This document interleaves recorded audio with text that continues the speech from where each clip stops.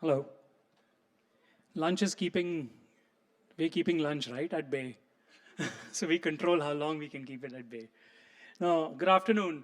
I think when Mukesh asked me to speak on or moderate on a topic called practical innovation, I think Jugaad comes to my mind, right? Like that Jugaad is practical innovation, but does it get you far? Does it not get you far? And we'll unpack some of that. So thank you again. Today's panel is all about practical innovation. What is it? What do we build at scale? What I'm hoping is as we introduce, you'll actually share examples that you've seen succeed and fail. How far does one push innovation to failure, and how does one use it to advantage, right? So I'm going to start here, Shiva, with you. An incubator and leader, strategist, and shaping how founders learn. And same thing, Tripti, right? Innovator.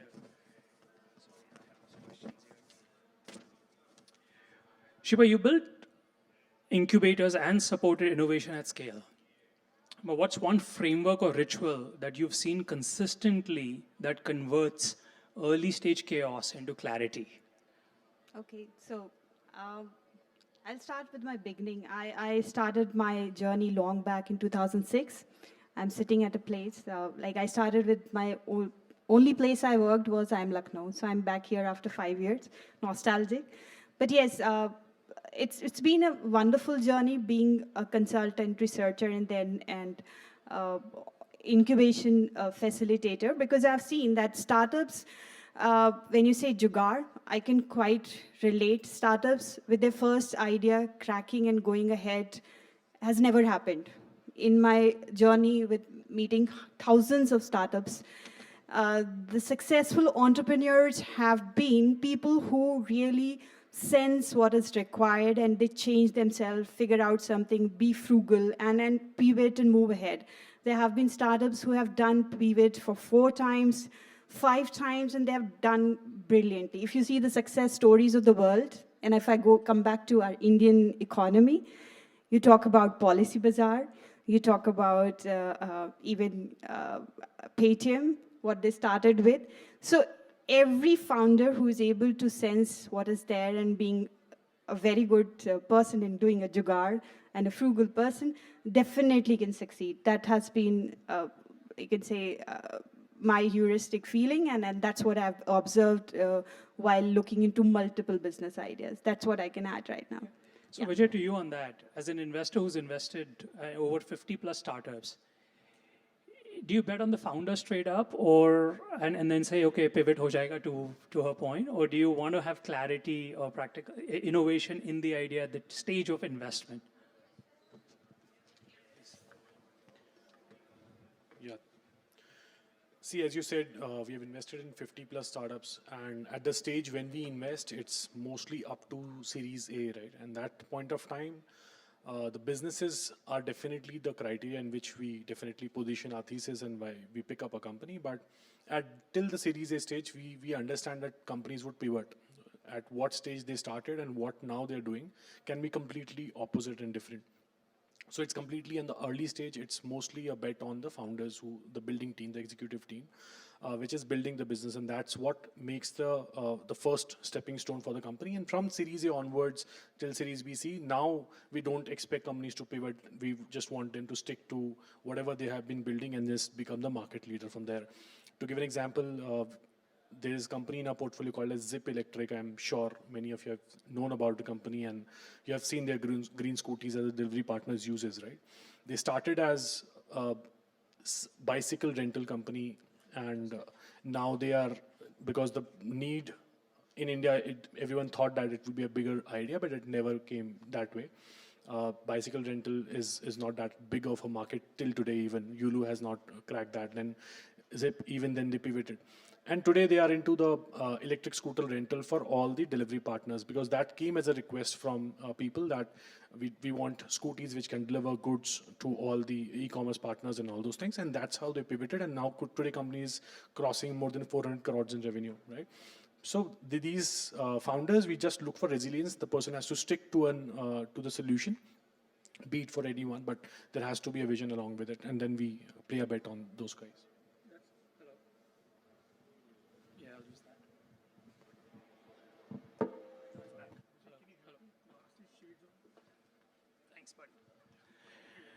Tripti, you wear multiple hats. Investor, and I just got to know, sorry, that investor, mentor, advisor, entrepreneur, and leading a movement. And I'm going to stick with the topic of innovation. Uh, how much of the innovation do you credit that women are building is coming from solving their day-to-day challenges in their work, family, friends, society? And how much of it is coming from like going out and discovering that? I don't know why I should restrict to women, but yes, for sure. Uh, I think the movement which I'm running is Womenovator. It's a global incubator for women. And when I started it, there was nothing called incubation. And it was something called virtual incubation, which was launched before COVID. So the virtual world didn't come from COVID. My objective was to ensure that the women are getting support with the responsibility they have at home. So I know during our incubation, women were cooking and attending the sessions as well. And they said, we can't switch on the video, Tripti, we are in our pajamas. I said, it's perfectly fine. You know, that is the level of interaction we had with our incubatees. We till date have almost 200 women incubated.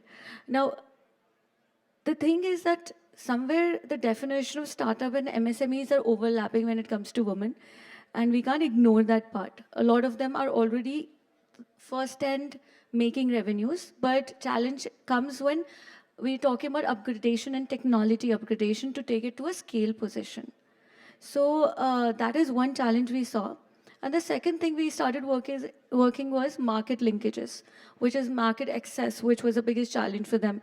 And that is where, I don't know how many of you are aware, in 2018, we proposed a policy to Government of India was 3% procurement policy. How many of you know today it's mandatory to buy from women-owned businesses for government? Only 1, 2, 3. Good to know that. I think, and it is mandatory. But how many of us are actually going and making sure that we are pitching in our product to PSU, which is the biggest buyer today? Because what happens, and we were talking about the success of any startup, is validation of the concept and the first revenue check. And if it comes from someone like Gale or ONGC, I think it helps a lot of investment decision for investors also. So I think specifically since I've been asked for women, I think this is one thing which was worked on by in 2018 by me, and now it is a full-fledged policy. And we have like a total of 4,530 crore being procured from women as on date. So are we taking all the people sitting here and who are into startup, I'm assuming all of you are, have we taken an extra mile to go to them and say, no, we have this 3% blocked for us, we see this opportunity, and can you tell us what are the exemptions which we can avail to be part of that tender? Anyhow, not stopping there, we're now working with different corporates and aggregating demand from those corporates like Brookfield, TS Group, KEI, wherein our women can come and simply just see what is the procurement list of all the corporates. Like it's a demand aggregation platform which we have created called VNS, which was supported by HDFC also. On simply a woman can come and see what is a procurement list, and they can tell us that this is where we can pitch in or we can, supply, and we negotiate all the deal for them. It's a very interesting point you mentioned between being an entrepreneur and being a founder. I think Vijay and me were just chatting on that. There are a lot of entrepreneurs, but the tag founder tends to become if you've raised money or you're on the newspaper, good, bad, ugly. But there are a lot of businesses that are truly entrepreneurial, which are making revenue, solving problems, right? No, very well said. Sumant, I'm going to come to you. You're actually the odd one here because everyone's in the ecosystem, supporting an ecosystem. You're a health tech leader now who's turned wellness into product discipline. In healthcare, innovation tends to collide heavily with regulation, especially in a country like this, right? And you see all these issues coming up, and the latest one, the cough syrup, right? I'm not saying that's a healthcare product, but what's an example where you've had to creatively innovate within the constraints of the law or the land and without compromising safety or compliance? So thank you for asking the question. I must say that Today, healthcare as a sector is waiting to be disrupted. And I think this is not only true in India, it's world over. And having been part of healthcare for many years, almost 8, 10 years, I was also part of insurance for many years. I realized that today healthcare is all about sick care, not so much healthcare. So you actually are just treating the sick. And that's where the disruption is needed, a wellness which is end-to-end for the customer. So what we've tried to do is obviously trying to make sure that we can carry that, that journey forward for the customer, both prevention and also rehab in a way for post-discharge. And one of the challenges we faced was even at the stage of, let's say, Apple Store approvals or Google Play approvals, they kept on saying it's a clinical app. I said, no, it's not. We're talking about clinical wellness. We're not talking about clinical aspects. Because you want people to be healthy. You don't want to come to a hospital for healthcare. You want to basically be healthy in your homes. So we needed to go into the terms and conditions, dig out terms and conditions from multiple sites all over the world and say, look, this is what we are talking about. So don't call us a clinical app. We're a wellness app. And it's unfortunate because, look, this is what the need is. We should be solving a need. No, I couldn't agree more, I used to be, not many people know, I used to be close to 35 kgs heavier than what I am. Till somebody told me, if you think prevention is expensive, try cure. And India is all about cure. The mindset is, if something happens, I'll fix it. And that perspective of if you think prevention is cure is far more. So couldn't agree more. And I think that needs change. Sumit, finally to you. Sorry, running around. A health tech leader who's a mentor who shaped innovation journeys over a decade, especially with AICs, right? You've mentored hundreds of startups across and early part.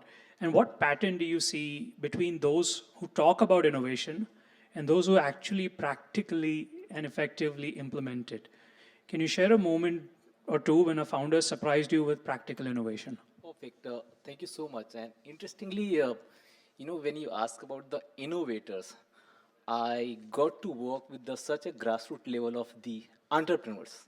It's not about the startup, which is under the Ministry of Skill Development and Entrepreneurship. Me and Tripti connected the decade back that time when I was there under the Ministry of Skill Development. There is one small entity under the MSD called Jan Shikshan Sansthan. This is the smallest ever entity by central government as an agency.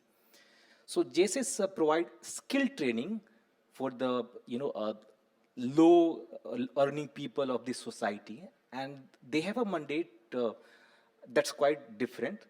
They have a mandate that beneficiary shouldn't be a matriculated pass out. So it's under matriculation or uneducated, the first. Second is that they have to take at least something, a fee. When I say something, they do charge in 2025, 10 rupees as a training fee. An intent, right? Right. So 10 rupees per month as a fee.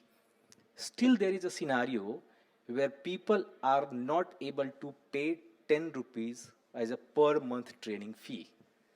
And these people are especially moreover, the more than 90% are the women who travel almost 3 to 5 kilometers to get those training programs. I got a chance to meet one of the persons studying into the ITI in Begusarai of Bihar.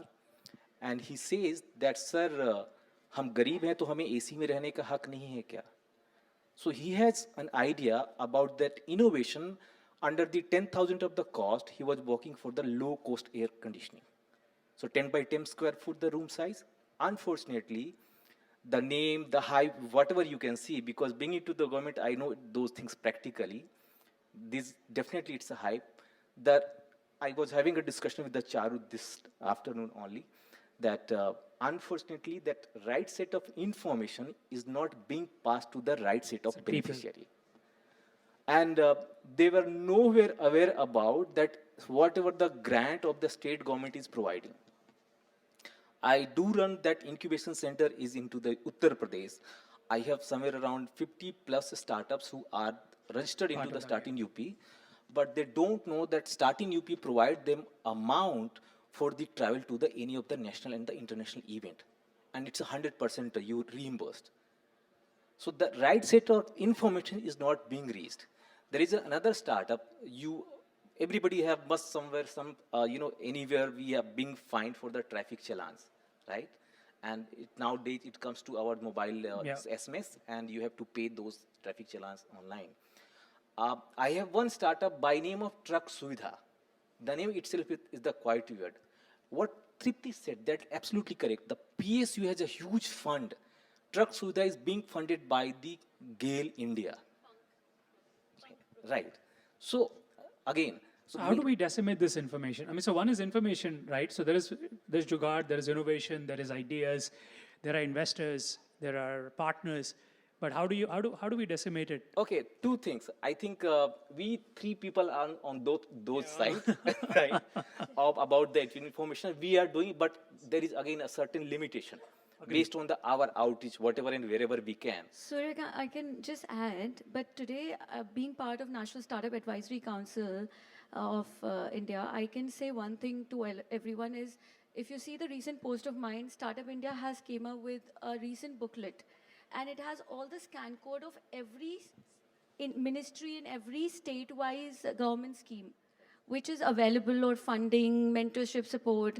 I was yesterday only ranking states, was part of the committee for the Startup India for ranking states as well.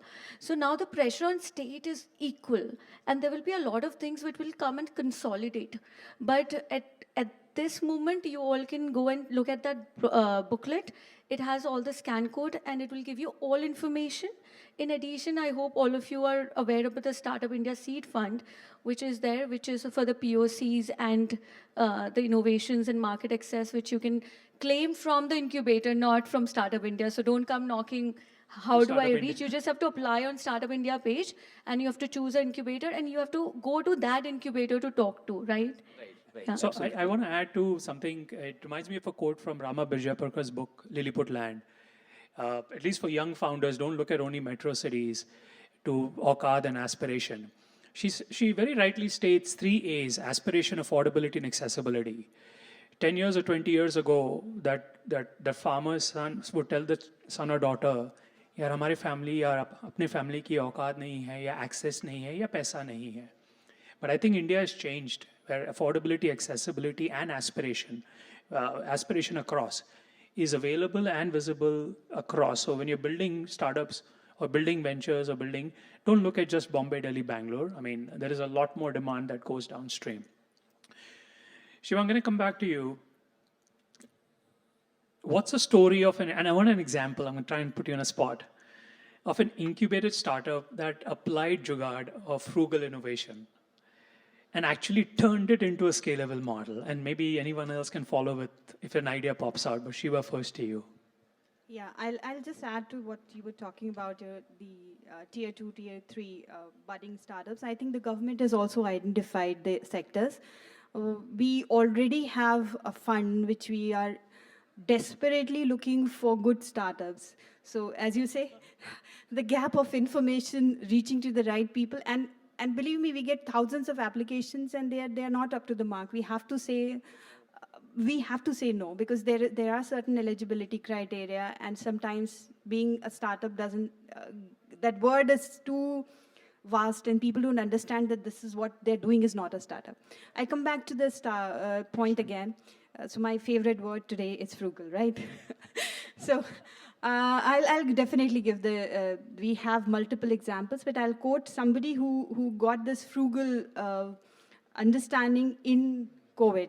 COVID has so many stories, and I definitely quote this. So businesses have failed, some do flourish. So this was an example which really flourished, and they identified the gap at the right time. So it was a story of one of our startups, Caller Desk, and they were literally, the office was shut down. There was nobody, like they could not come to the office. There was so much as a gap. But then the founder figured out that this is the time when my cloud-based business can really flourish. And he immediately designed a call center setup, which any office can adapt immediately. And that was like a boom for him. And he made so much revenue at that point of time. That was the frugal way he thought, Mindset, that right? I will just turn the way around. So No? that's one of the examples I would like to add. Sorry, we also have Nalini. She was caught up with the lovely Delhi traffic. Nalini, can we have you join us, please?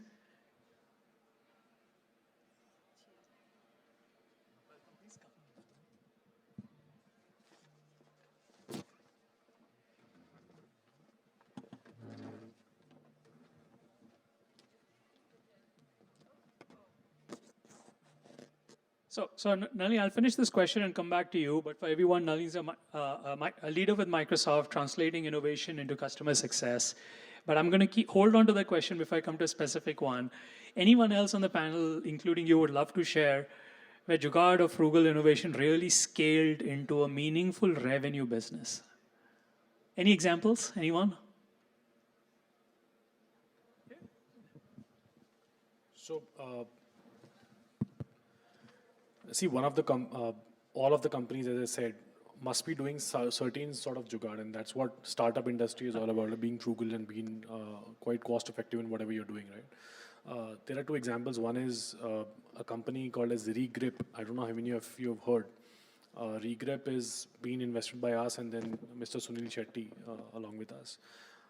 Recently we were there at an event in Jaipur, and they are setting up their new plant off. And what the company does is pretty simple. It's been their business for last 50, 70 years or whatever. How many tires have been in the there? They are just remodeling, rethreading the tires using the premium rubber, and then making it a go. Once they pitched to us, we were just wondering why would we invest into such a company which is manufacturing and just doing tire remodeling and nothing new Retrofitting, about right? it, Yeah. right? It's retrofitting. But when we went in and understood what they are solving it for, they were just solving it for transport business people, where the tire is the major cost. My father used to run a truck transport business, and then I used to hear from him that today tire has to be replaced and it's so much of cost, right? And that's what they did. And today they are setting up two plants. One is already active in Alwar, and second is getting again set up in Rajasthan's interior. And they're going to invest 60 crore rupees in just setting up their plants, right? So that's what simple finding out a problem and then simply solving that problem. Second is Dharaksha. So Dharaksha is November, December is just around the corner, and we will see the air pollution in Delhi would just change all the game. And what they did was very simple, that picking up parali, which is the primary source for the pollution, and this processing it and selling it to D2C brands, which is actually selling using the thermocols for the packaging, right? So now you're killing two birds with one stone. One is definitely the land pollution, which is going from thermoplastics, and then your air pollution by using the paralis from the farmers, right? Simple innovation, simple thought process. And once we invested, then Avana came in. Close to 20 crores has been invested in the company now, and the company is now set, the plant is ready. Now the production is getting on. So it's all, the problems are everywhere. Someone has to just find out the problems and just get to the base of it. Yeah. Please. So I think, if I just go back in time, in 2018 or so, I had gone to a conference in Netherlands, Amsterdam, and we actually had radiologist conference, Europe. So they were telling us that AI at that time was, radiology, they were able to determine 80% accuracy, the cancers and multiple such, situations. But the 15-20% that was wrong was so wrong that they were not using it. I'm talking about 7-8 years ago. Yeah, fear of adoption, right? Or fear of a mistake. Correct. So radiologists manually were only be able to do this 70% accurate, but the tool was there for 80%. But because the accuracy of that 20% was bad, so they were not being adopted. So I took that problem home, and when I came back to Max Hospitals, that time I was with Max, and I kind of looked at a very committed startup which actually was very keen to do the right thing, and they didn't have much money. A startup called Niramaya, breast cancer screening. And we partnered with them. We said, okay, let's go together. We will give you data. You ensure the training models that worked well. You really work. Improve the accuracy. Improve the accuracy. Work as hard as you can to make sure this happens. But they had a very, very, very frugal setup. They hardly had any very large teams, but they were committed. In a span of, I think, 1.5 years, they grew from $50,000 to, I don't know, $500,000.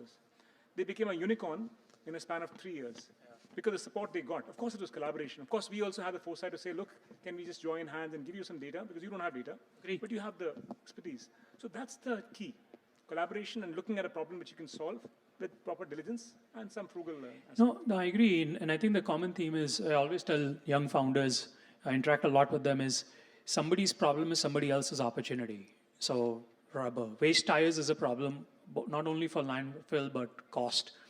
Data is a problem. I mean, it's not a problem for a hospital, but how can I use it? Because I'm not a tech company, I'm a hospital. So I think somebody's problem is definitely an opportunity to use, right? An input, output, simple, right? Great. Anybody? Yeah, no, absolutely, please. So I come from Microsoft, and you may think that I'm only talking about technology because that's my favorite topic, right? But I would like to say that any startup business, if you are starting, the very first thing would be for you is to how do you set up in the low cost, right? You are just starting from scratch. And anyway, I mean, in earlier model, what we used to do is we will have a website for ourselves. Very conventional, right? But nowadays, everybody want to have their own apps, correct? The model has shifted, and now with the AI, we want AI driven apps for our businesses, correct? So that's the model that we are evolving with, right? So the simple idea that I want to share here is Microsoft has a way to help startup kind of organization. We have a program where 12-month kind of credits are given to those startups, and what you can do is there is a technology called Power App, right? So low code power platform apps means you can create your own app. Even for your learning, you can create 30-day trial and you can generate your app in 30 minutes, right? Interesting. And those UI are just drag and drop. I mean, you do not have to be a very big developers. Analyst person can also do that. And the beauty is it is covering all kind of segments, right? You can be a manufacturing company, you can be a production company, you can be a healthcare company, you can be a different segment altogether, some retail or other organization, right? But if you have your app set up and you have your data set up on Microsoft platform easily, then you can at least formulate your business in such a way that with a very minimal cost, you have your platform at least ready to advertise and grow more and more. Yeah, right? no, I So couldn't agree. that In is fact, something, yeah. that leads me to a very interesting question again. So I'm going to dump the script.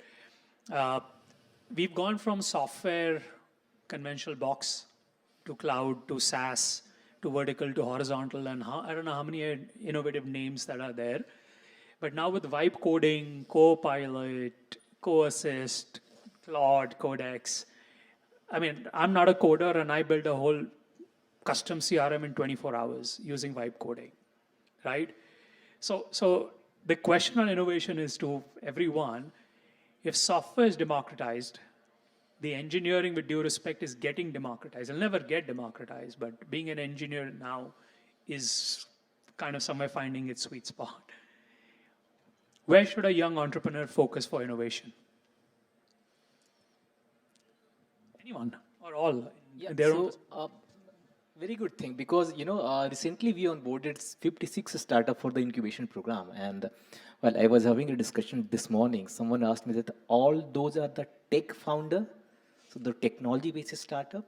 Many of the time you come through those kind of innovation, they might not using the software as a technology, but they have a good innovation like Paralis, as you see the Draksha, like one of those things, and Draksha is doing too good. Similarly, there are many of the time it happens. But still, there are the certain things which needs the conversion into the technology. And software puts a kind of each of the networking and the engagement. I believe it also comes that what kind of the mobile application are you using or the web application you are using. Even if you are into the organic farming, can you do home delivery also? So that comes again to the software part, the perspective of the technology. So I think it's a regular engagement activity, but many of the time it happens that innovators, those who are trying to start something, they think about the first thing about their innovation. If I'm thinking about the Draksha, that Paralis problem, converting them into this sponge kind of item, then this is my innovation.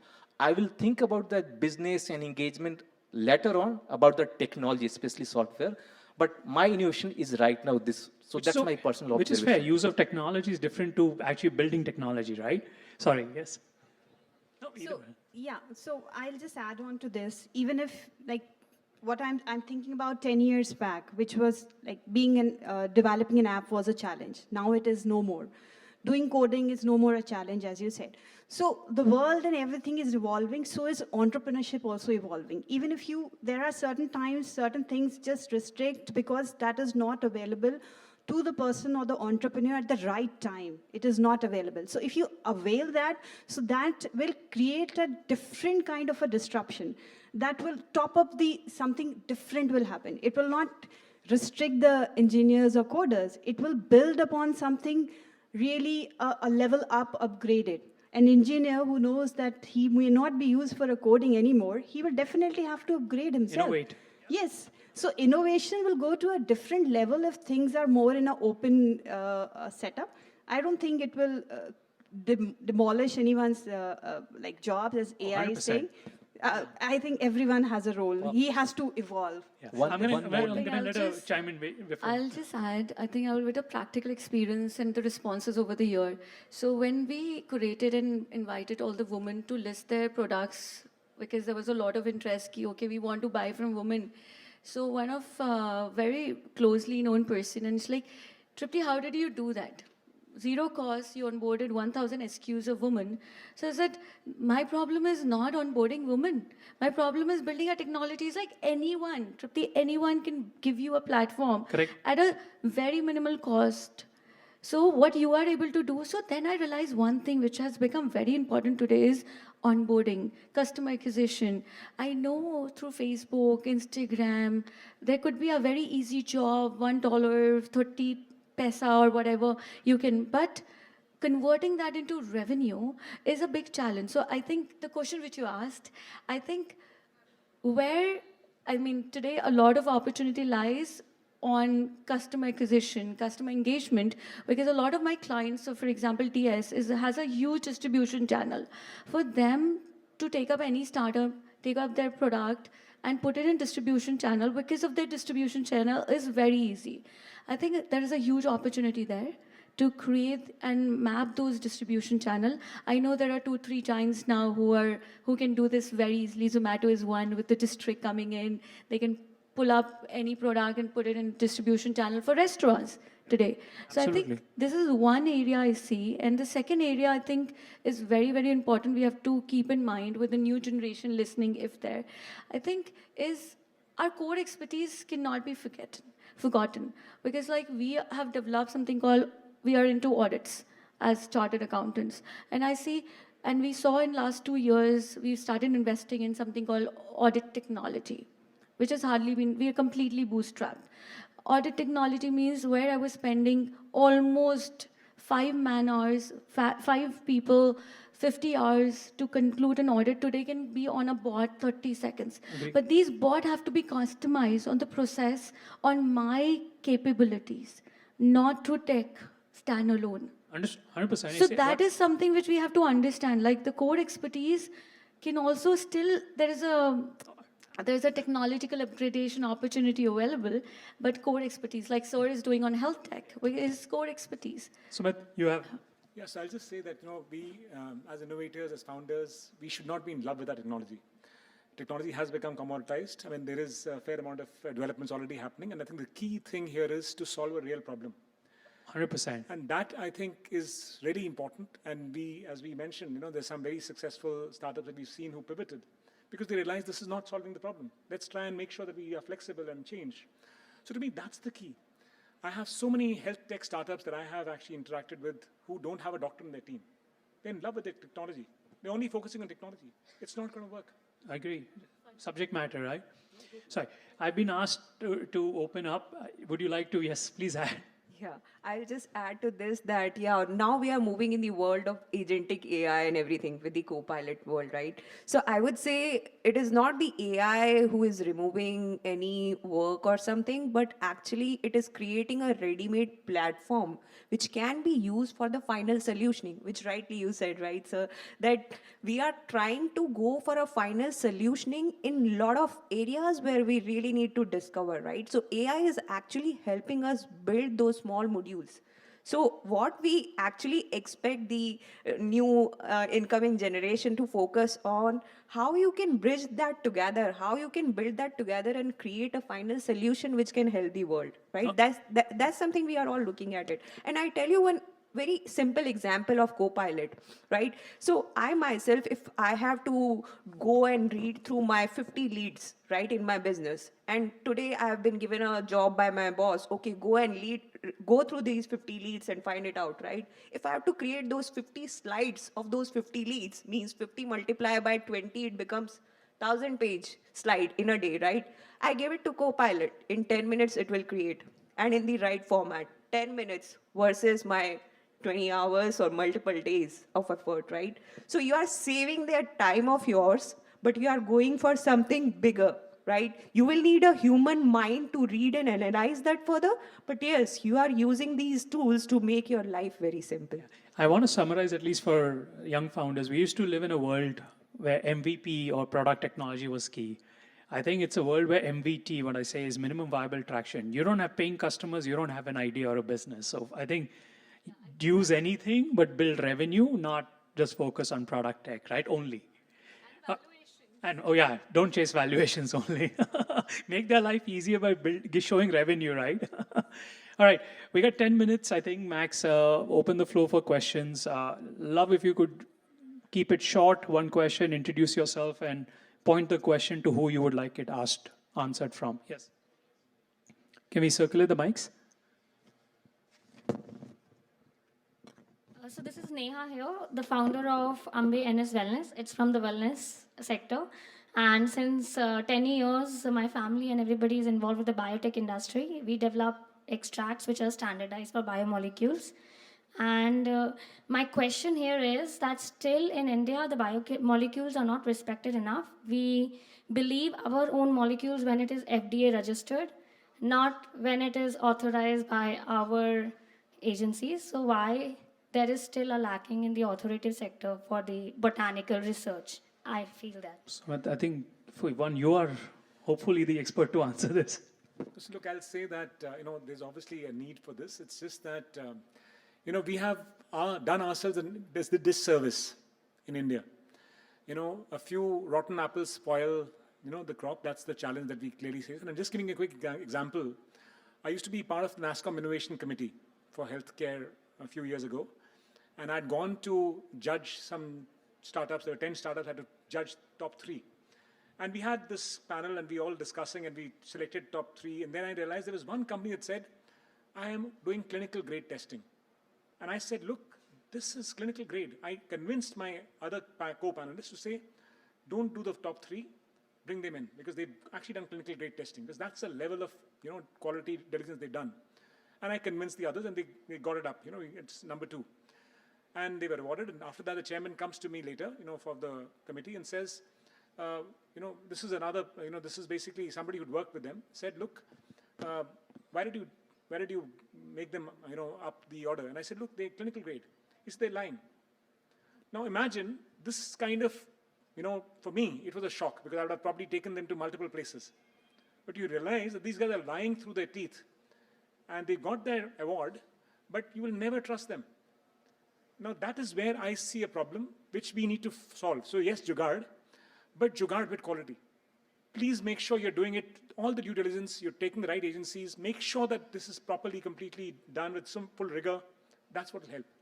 One more question, just in addition to this. Now this time, it is like asking the capital and valuation. It becomes very difficult for us to explain the need of it.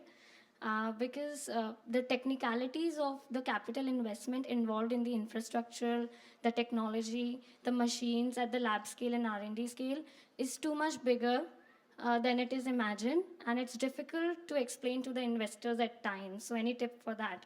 I'm going to answer, but I'm going to let Rajiv step in. I think if there's a revenue path, no capital is large. But I'm going to let you chime in on that. You want me? Yeah. See, although I'm not a bigger expert into this line of things, but this is a common problem into all of the sectors, right? Where the manufacturing has to be, a facility has to be set up, and then only the production or the product can come into the life, right? As an investors, you have to always see the horizon for investors is always 5 years, max 10 years, right? Everyone wants the money to come back in time so that they can reinvest and then build upon it. The best part, as he also said about showing the revenue figures or the early traction, or maybe you can go frugal in terms of finding out contract manufacturing or tying up with some other manufacturer who has close setup at what you are trying to build up. There is AMTZ in Visakhapatnam, which is for the medical, it's a bigger medical hub, and I was with the founder, and what they have done is they are giving ground for all the early stage startups to use the technical equipments which are too costly to set up for an early stage startup, but they are giving that platform. So once you have the first product in your hand, then I guess investors would be more interested, because to break it very, what do you say, it's a harsh truth that today investors are not investing into ideas, they're mostly investing into the products or the solutions which has been already been delivered, right? So you have to clear that path, and everyone is stuck at that path. So if you are able to clear that path, then I guess that would be a great achievement for you to. Okay, thank you. I'll add to this. The government comes here better to help you, and places where you get the support, like what Rajiv was saying, that figure out incubation centers who already have lab setups, and maybe you don't have to pay anything. You can just go and use that. So you will have to be frugal here, make a jugaad, be at the right place at the right time, figure out the government grants and funds which are free money, but use it wisely and ethically. That's the only thing I can say. Thank you. Anyone else? Yes, please. Can we have a mic here? Yes. Sorry. We'll come back to you. Hello, my name is Rohit Nagpal. I am in Workplace Improvement Startup. So my question to you, I mean, you were talking about prevention is better than cure.